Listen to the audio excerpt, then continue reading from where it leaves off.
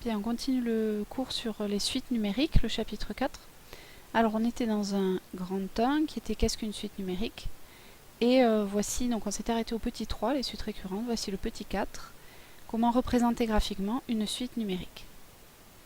Alors, la représentation graphique d'une suite numérique UN est l'ensemble des points de coordonnées n, u indice n, où n est un nombre entier naturel. Ça veut dire qu'en abscisse, vos points, ils auront comme abscisse petit n, le nombre entier, et comme ordonnée, la valeur de un. Alors on va faire ça sur un exemple. On va représenter graphiquement, il y a une erreur là d'ailleurs, représentation graphique des termes de la suite Wn, que l'on définit par Wn égale n carré moins 5. On a déjà calculé les termes de cette suite.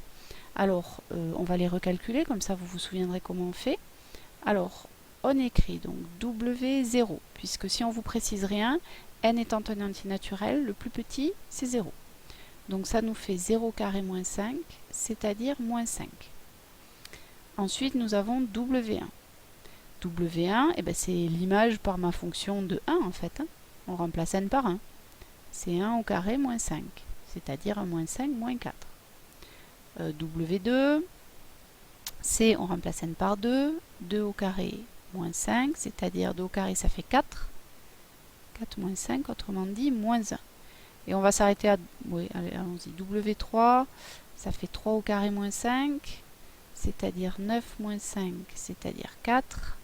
Allez, on va en calculer un dernier, W4, pardon, qui fait 4 au carré moins 5, c'est-à-dire 16 moins 5, autrement dit 11. Alors n'oubliez pas que le n qu'il y a ici et le n qu'il y a ici, c'est les mêmes. Ça, c'est une gentille suite, elle est explicite. Alors maintenant, on va représenter les termes sur ce graphique. Donc, on va placer en abscisse les n. Donc ici, on a les petits n. Et en ordonnée, on va placer les valeurs de Wn. Donc, le premier point que l'on obtient, puisqu'il a pour coordonnées n, alors ici Wn. Donc, petit n vaut 0, W0 il vaut moins 5. Donc, je ne peux pas le placer là, tiens. Il se rend en dessous. Il ne marche pas celui-là. Moins 4 non plus. Je peux les commencer qu'à partir de W2. Alors, W2... il fait moins 1 si on ne trompe pas, il est ici. Donc ici, on a W2. Ensuite, W3, il vaut 4, donc pour n égale 3, on se met ici, on a un point là, et W4, il est ici. Ça, c'est W4. Et puis pour n égale 4, on a W4 qui vaut 11, donc on est ici. Donc W4, hop, c'est...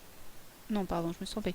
Ça, c'est W4 et celui-ci, c'était W3. Voilà.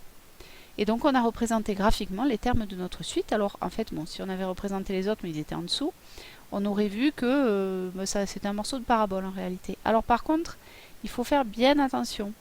Les points que l'on obtient sont des points isolés les uns des autres. On ne les relie surtout pas. Parce que si on les reliait, ça voudrait dire que par exemple W2,5, il aurait un sens. On pourrait remplacer n par 2,5, ce qui n'est pas possible. Hein. N, ce sont des entiers naturels. Donc voilà la représentation graphique d'une suite numérique.